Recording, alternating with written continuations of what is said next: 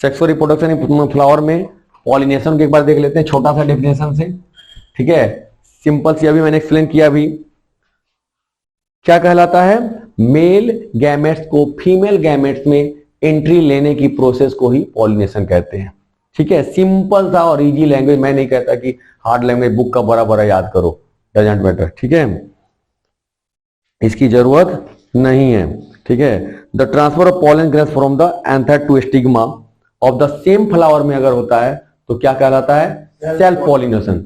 और कहां से, ये एंथर टू स्टिग्मा, ये वाला जो है ना, ये एंथर है, ये कहां चला जाएगा, स्टिग्मा में, ठीक है। Then it said to be pollination.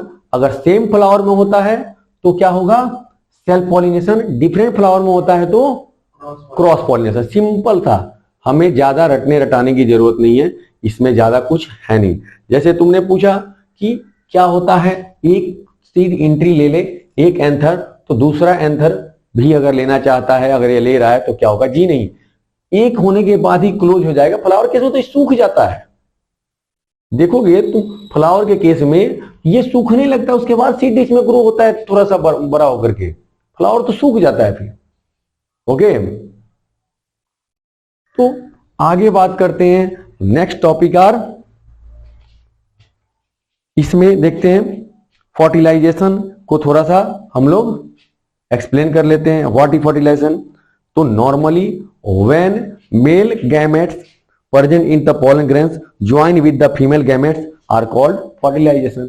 हम यही जानते ही हैं, जब मेल गैमेट्स फीमेल गैमेट्स को मीट करता है दैट इज कॉल्ड फर्टिलाइजेशन। ये ह्यूमन में हो या प्लांट में हो, दोनों का डिफिनेशन एक ही होगा, ओके। अब नेक्स्ट पॉइंट आता है germination of seed. Seed germination किसे कहते हैं, आप लोग लोअर क्लासेस में ऑलरेडी स्टडी कर चुके हैं। The beginning of grow of seed are called germination of seed.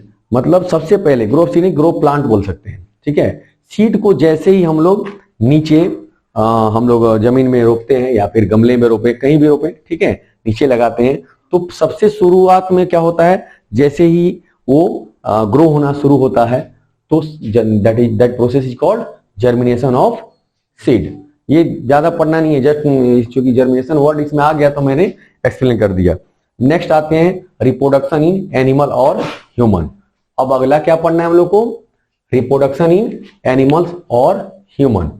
देखो जब भी हम लोग एनिमल्स की बात करेंगे then it is including human, because according to the biology we are a animal. हम लोग एनिमल की कैटेगरी में है। हमारे पास फंक्शनिंग किस बेस पे लेता है कि according to the functioning of the life process, ठीक है। लाइफ प्रोसेस में कौन कौन सी चीजें आती हैं, लाइफ प्रोसेस कौन कौन सी चीजें आती हैं, ये सबसे न्यूट्रिशन, रेस्पिरेशन,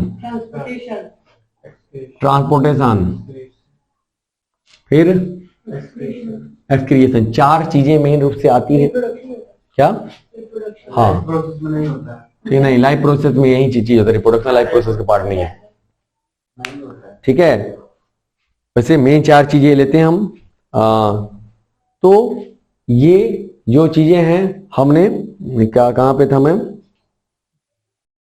हाँ, तो ये जो चार चीजें हैं परफॉर्म करते हैं, ठीक है, इसके बेस पे जिनका सिमिलर होता है वो सारे एनिमल में ले रखे हैं, और जिनका दूसरे प्लांट के जैसा सिमिलर वो सारे प्लांट में ले रखे हैं, ठीक है। जैसे काऊ, डॉग, इन सब का एनिमल जैसा हमारे जैसा ही होता है। थोड़ा बहुत ऑर्गन्स का डिफरेंस होता है, साइज का डिफरेंस हो सकता है एक आध दो, जैसे कि ग्रास ईटिंग एनिमल्स में ह्यूमन होता है, ठीक है, हम लोगों में ह्यूमन नहीं होता, थोड़ा सा ये डिफरेंस है माइंड में, but all other functioning are the same, ठीक है। इसीलिए ये हम लोग दो पार्ट्स में बांटकर इसको पढ़ते हैं, प्लांट्स और एनिमल्स, ठीक है।